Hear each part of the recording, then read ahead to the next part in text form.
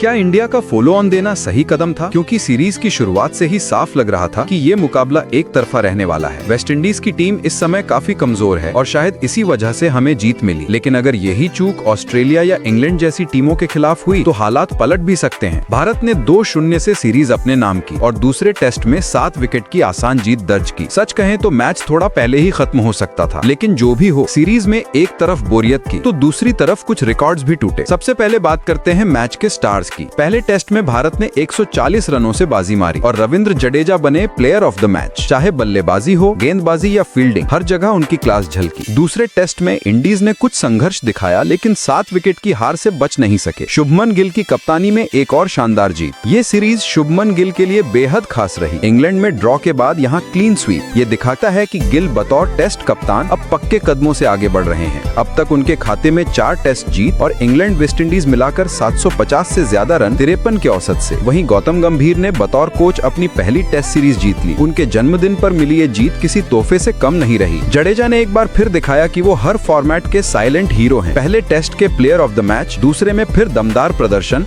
और अंत में बने प्लेयर ऑफ द सीरीज। बल्ले से 104 रन, गेंद से 8 विकेट और उनकी वैल्यू तो आंकड़ों से कई ऊपर है। अब टेस्ट में उनके 4000 के करीब रन और 332 विकेट हो चुके हैं। वो ऐसे ऑलराउंडर हैं जिन्हें आने वाले सालों में शायद द्रविड़ की तरह याद किया जाएगा। मोहम्मद सिराज की बात करें तो 2025 में वो भारत के सबसे सफल गेंदबाज बन चुके हैं। साल के 8 टेस्ट में 37 विकेट। उनकी लाइन लेंथ, ऊर्जा और एग्रेशन ने इंडीज के बल्लेबाजों को बार बार ढा दिया। फील्ड पर जितने शांत नजर आते हैं उतने ही खतरनाक गेंद डालते हैं। केएल राहुल ने भी जबरदस्त वापसी की है। इंग्लैंड सीरीज से पहले उनका औसत था 33, अब है 36+। 2025 में अब तक 745 से अधिक रन बना चुके हैं। लगता है टेस्ट में अब केएल राहुल 2.0 आ चुका है। वेस्ट इंडीज की हालत वाकई चिंताजनक है। लगातार 10 टेस्ट भारत से हार चुके हैं। टेस्ट क्रिकेट में उनका स्तर इतना गिर चुका है कि मुकाबले अब एक तरफा लगने लगे हैं। मैच के बाद गौतम गंभीर का बयान भी चर्चा में रहा। उन्होंने कहा, 23 साल के लड़के को ट्रोल करना बंद करो। उसके पापा बीसीसीआई में नहीं है। मुझे ट्रोल करो, उसे नहीं। उनका यह बयान सोशल मीडिया पर खूब वायरल हुआ। भले सीरीज थोड़ी बोरिंग रही हो,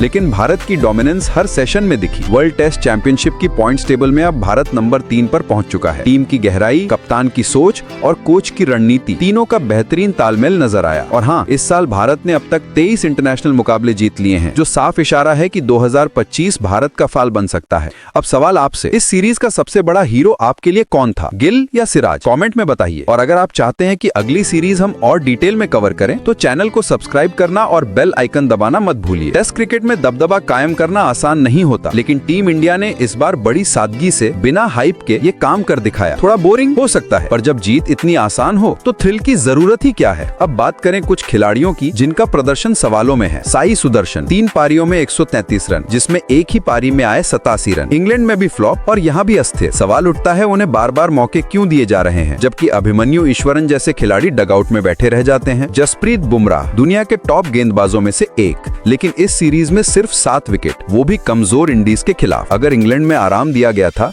तो क्या ये 2 टेस्ट जरूरी थे? और वॉशिंगटन सुंदर 4 पारियों में सिर्फ 3 विकेट, वो भी ऐसी पिचों पर जहां स्पिनर्स को मदद मिल रही थी। क्या वो सच में आर अश्विन की जगह लेने को तैयार हैं? ये सवाल टीम मैनेजमेंट को सोचना होगा। अब बारी आपकी है। अगला वीडियो किस टॉपिक पर चाहते हैं, कमेंट करके जरूर बताएं। वीडियो पसंद आया हो तो लाइक, सब्सक्राइब और बेल आइकन दबाना मत भूलिए।